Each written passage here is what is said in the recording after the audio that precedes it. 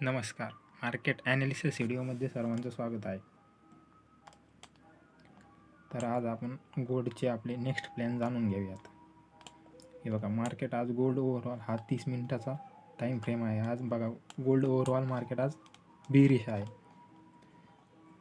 हे बघा, मार्केटचा हा परवा दिवशीचे इथं चांगला एक रेजिस्टन्स लेवल होता. मार्केटने तो ब्रेक केला. त्यानंतर इथे त्याचा चांगला सपोर्ट घेऊन परत वर साईडला रॅली दिली आणि आज तोच परत तिथे आलं. मार्केटने थोडा सपोर्ट घेण्याचा प्रयत्न केला आणि नंतर त्यालाच ब्रेकआउट करून खालच्या साईडला चांगली रॅली केलेली आहे.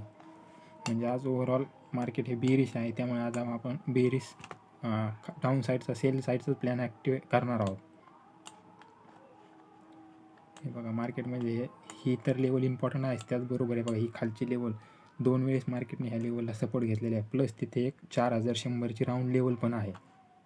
त्यामुळे ही लेवल पण लक्षात ठेवावं लागेल आणि हे लेवलला पण मार्केट चांगली रिस्पेक्ट देणार आहे. आता आपले पुढचे प्लॅन काय असू शकतात?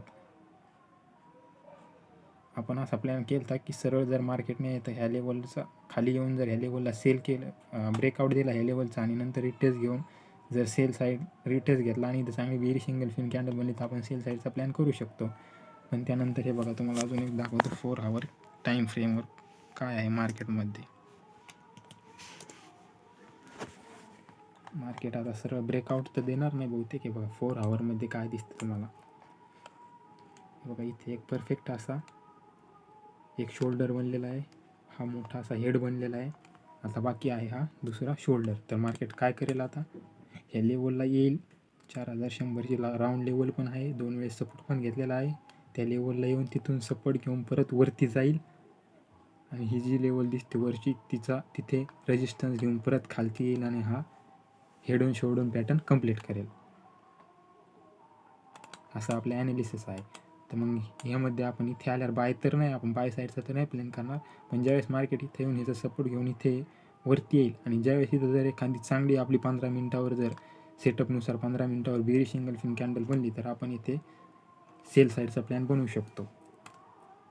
त्यामुळे 4 आवर टाईम फ्रेम पण लक्षात घेऊन आपण ट्रेड प्लॅन करू शकतो. या लेवलला बघा, इथे खूप जास्त चान्सेस आहे मार्केटने इथे सपोर्ट घेऊन वरती जाण्याचे. पण ह्या लेवलला रेजिस्टन्स घ्यायला येईल का नाही याचे चान्सेस थोडे कमी आहेत.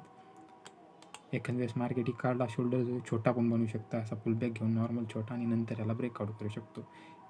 आपला एक प्लॅन ह्या लेवलचा रिटेस्ट घ्यायला आल्यावर होऊ शकतो किंवा दुसरा प्लॅन हा शोल्डर कंप्लीट केल्याच्या नंतर ब्रेकआउट दिल्याच्या नंतर आपण दुसरा प्लॅन ॲक्टिवेट करू शकतो. धन्यवाद.